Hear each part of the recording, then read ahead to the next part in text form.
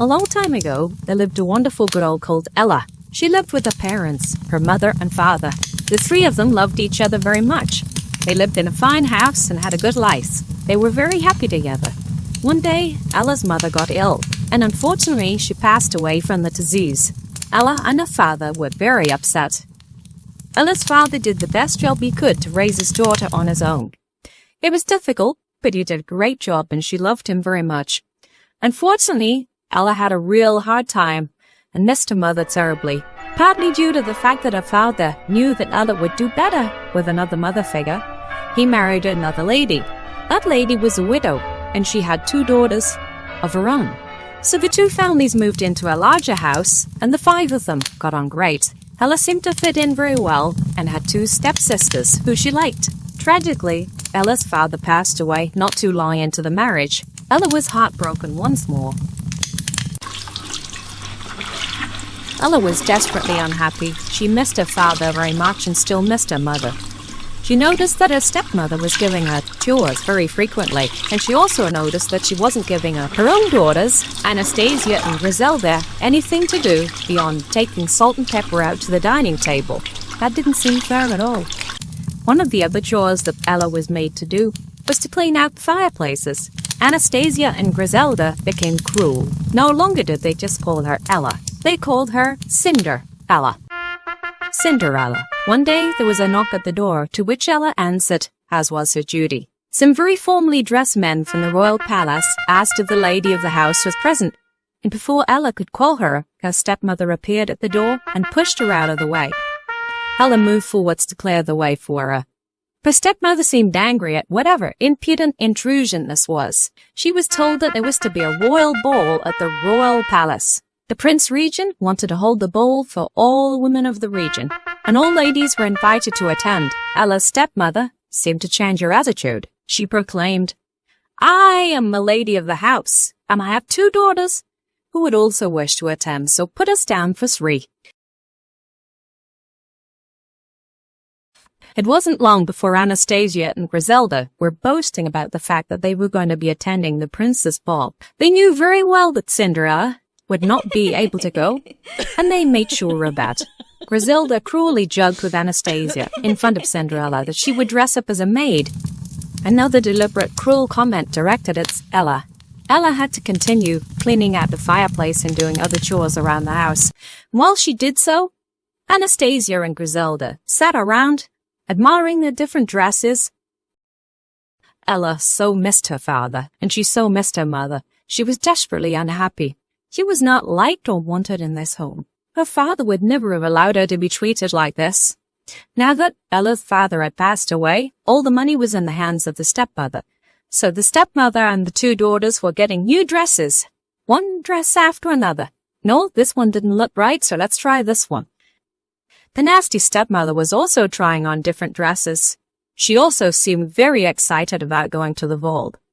The ball was supposed to be for the Prince Regent to choose a bride. Why on earth was an elderly lady going? Anastasia and Griselda continued to poke fun at poor Ella. Almost every day, they seemed to have a new dress each. And they thought nothing of sitting around and watching poor Ella on her hands and knees doing all the work. The wicked stepmother was constantly giving poor Ella chores to do. As soon as she started something that she was told, she'd be given another chore. Ella responded to her one time, "My father would never have let you treat me this way." And the stepmother replied sternly, "Yes, well, he is not here, is he? He went and left me, and he left me with you. If you want to stay here, then you will earn your keep. And get rid of these mice or rats." Poor Ella was desperately unhappy. She so longed to be back with her mother and father. Life was so wonderful back with them. Ella would love to go to the ball. She imagined when she was doing her chores, particularly when she was sweeping, that she was on the dance floor in the ballroom, and that she was wearing a magnificent dress, and she'd swirl around and dance, and that everybody was in awe how beautiful and how lovely her dress was. However, despite her dreams, she was treated just like a maid, and her stepsisters continuously poked fun at her. They were terribly cruel. Even when she cried, they just laughed even more and threw rags down as a seat as if to say get on with it. Anastasia has a new blue dress. She looked quite stunning in it with a lovely dark hair and a silvery tiara. Griselda had a beautiful yellow golden dress, and she too looked quite lovely. As Ella was walking down the stairs, polishing the wood, her stepsisters came behind her and said, "Get out of the way, maid. Princesses are coming through." They laughed at her, and they said, "Make sure that you put a good shine on there. We need to be able to see our beautiful jewelry, our beautiful faces and dresses. We're going to the balls." Ella was in the kitchen preparing dinner. She was cutting up vegetables. And her stepmother came in and angrily said, "Why are you doing this? Why are you not bringing tea up to us in the living room? We want tea." Ella responded she'd been told by Anastasia and said that she was hungry and she wanted an early dinner. The old lady said, "Well, you can forget that. Bring tea up to us. Just for two. Griselda's having a lie down, so tea for two now."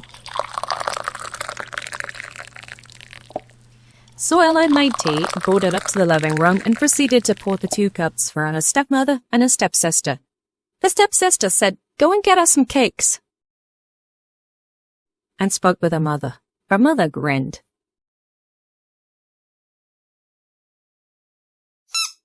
Bella went back to her bedroom briefly, and she looked at the 2 dresses that she thought she might be able to wear to the ball, if she could ever go. She tried one on, her lovely yellow dress. It was beautiful, and she was beautiful, but it wasn't sent for the ball, even if she could go.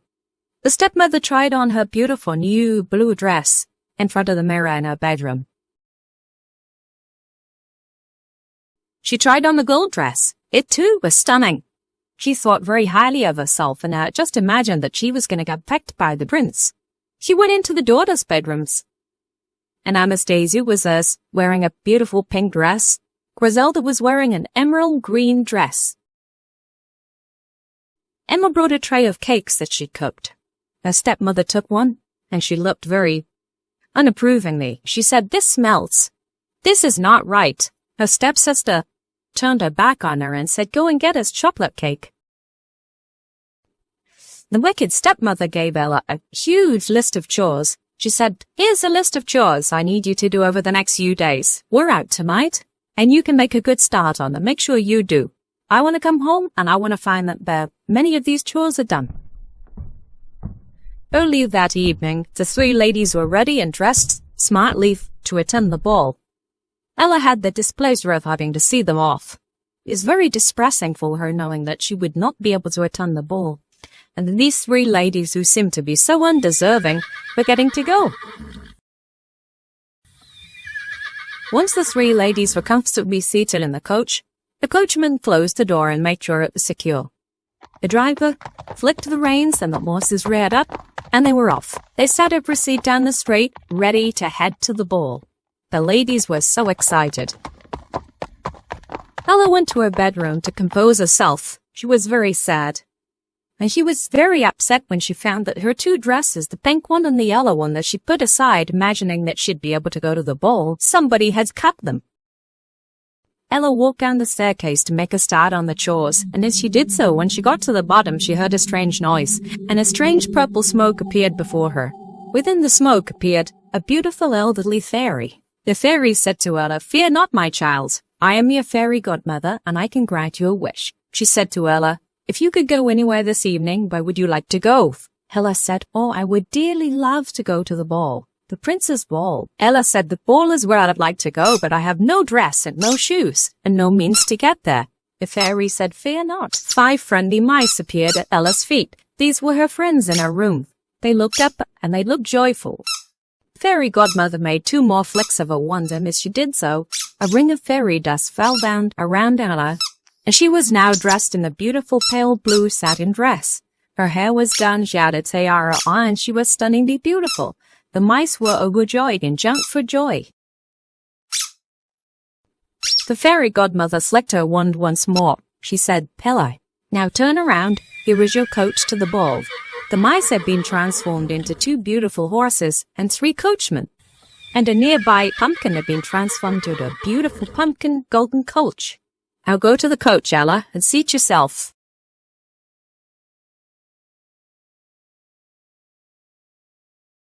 Fairy Godmother spoke with the coachman who was sitting in the carriage. She looked at Ella and she said, "You must be back before midnight. The spell will finish at midnight, so you must be home before then." The coach door was closed and they were off on their way.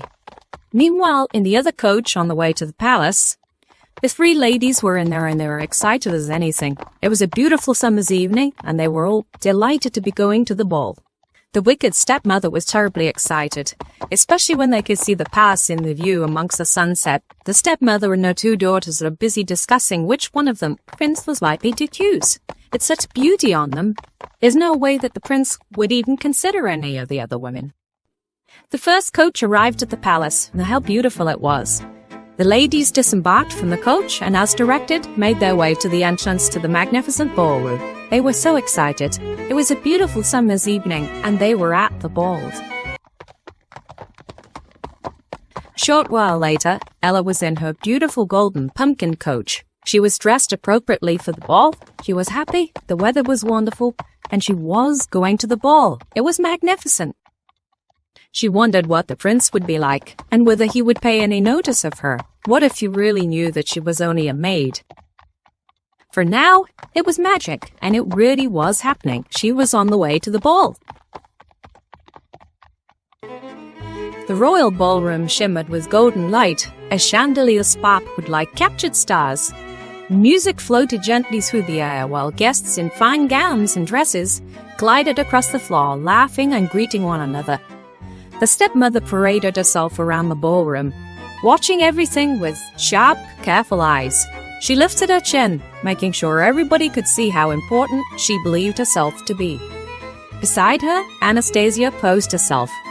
"Do you think the prince has noticed me yet?" she whispered loudly, though he hadn't even arrived yet. Griselda smoothed her dress and tilted her head, then tilted it the other way. "When he sees my smile, he'll choose me at once," she said confidently. Around them, elegant guests danced gracefully, but the stepsisters' movements were far less graceful. Anastasia practiced a curtsy that wobbled dangerously, while Griselda attempted a twirl and nearly bumped into a passing nobleman. The stepmother gave them both a tight smile. "Stand tall, speak sweetly, and do not try to trip," she murmured through her eyes, shone with ambition. Ella arrived in a beautiful pumpkin golden coach at the ballroom entrance. She was escorted by a coachman, and a handsome gentleman asked if he may escort her into the ballroom, to which she readily agreed. Hanging around at the entrance was the fairy godmother. Nobody could see her, not even Ella, watching over Ella as she arrived safely at the ballroom. When the fairy godmother's time was up, fairy godmother's role was complete, and she had other roles elsewhere. As Ella proceeded further into the ballroom, all eyes were upon her. She was clearly a glamorous beauty. The handsome prince was at the far end of the hall and had his back to her. The prince turned around and walked into the middle of the hall and noticed this beautiful blonde girl in a pale blue satin dress. Cinderella felt shy and proceeded to walk towards the end of the hall. The prince followed her and wanted to know who this beauty was. The prince caught up with her and asked if she would dance with him. She was absolutely amazed. The prince was asking her to dance. Of course she agreed. He led her into the middle of the ballroom, and all eyes were upon them. The prince was very handsome indeed, as he was very beautiful. It was a magic moment, and everybody was watching. The prince and Ella danced as if they had always danced together. Ella couldn't believe that she was actually dancing with the prince, but somehow he made her feel quite at ease, and they danced eloquently. The wicked stepmother was seated very nearby. She had no idea whatsoever that the beautiful woman that the prince was lavishing his attention on and dancing with was her own stepdaughter, Ella. As they danced and the orchestra played, all people joined in with the dancing, and it was such a wonderful time. As the palace clock tower chimed 10 p.m., the bells rang out. The moon shone brightly and the clouds swirled gently. The palace was a hive of joy and excitement. Ella, Cinderella, was as happy as can be. The prince didn't seem to have any eyes for any of the other ladies that evening. His full attention was to her. They continued to dance and all eyes were upon them. The ball was in full swing. The music was wonderful and most people were dancing. Champagne was served and the atmosphere was wonderful. The stepmother even got to dance with a rather handsome gentleman. It wasn't the prince, but he was still rather good looking. Now she really thought she was something special. She thought to herself, must be my beauty and my beautiful, wonderful dress. The orchestra continued to play beautiful music, but most people were not dancing. All eyes were upon the prince and Ella. The prince and Ella continued to dance. There was a real magic between them and he seemed quite taken with her. She was as happy as can be to be dancing with him all evening. And then Ella overheard somebody mention to somebody that it would soon be morning. All of a sudden she became aware of the time. Soon after, Cinderella heard the clock tower chiming, began to panic as she knew what the fairy godmother had told her. The spell would be broken at midnight, and so she needed to be home before midnight. It wasn't midnight, she knew that, but the next time the bell chimed, it would be midnight, and he needed to go. The prince detected a change in her face. He said, "What's the matter, my dear? Have I done something? Is it something I said or something I've done? What is it?" She responded, "No, my prince, you've done nothing. I'm so sorry, I have to go." She turned around and walked briskly out of the hall. It's not the done thing for a royal to chase or to run after anybody. He briskly followed her. By the time he followed her outside, she was getting into the coach. She quickly closed the door and the coach left. He saw that on the step her glass shoe had fallen off. He looked very concerned. The poor lady was so distressed. He couldn't imagine what on earth it could have been. What had he done? What had he said? Cinderella's coach continued to drive her home. He needed to be home before midnight when the spell breaks. As midnight arrived, the magic spell was broken, and fairy dust did the same as the horses transitioned back to the mice. The golden pumpkin coach transitioned back to a pumpkin, and Cinderella landed safely on the ground. She looked down and saw her dress was still on her. She was from. Some of the mice ran in terror, but two remained and helped her to push the pumpkin safely out of the road.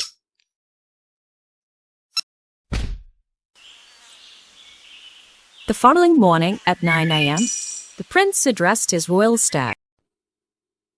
Good morning to you all.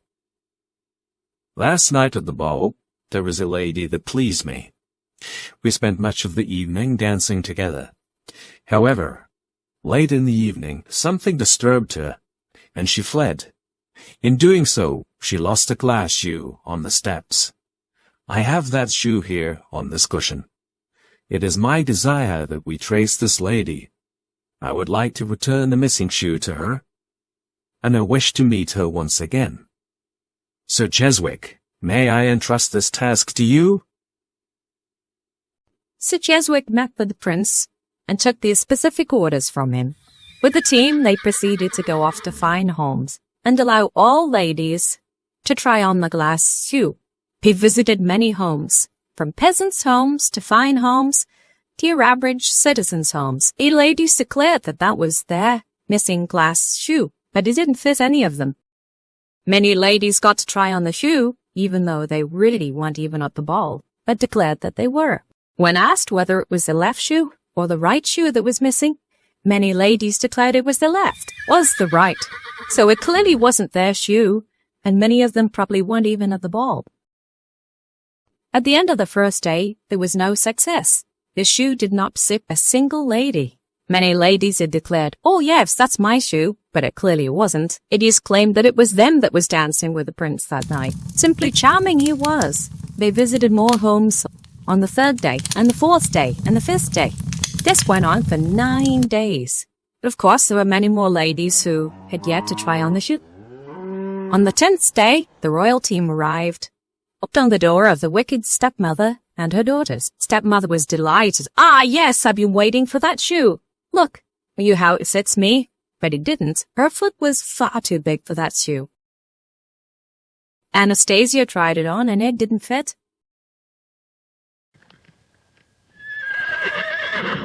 Griselda tried it on, and it didn't fit either. Standing in the background, being quiet, was Cinderella. Cheswick had noticed her, looking for Cinderella to come on over and try the shoe. The evil stepmother piped up, "No, no, no, no, she's only a maid. She wasn't even at the ball. It cannot be hers."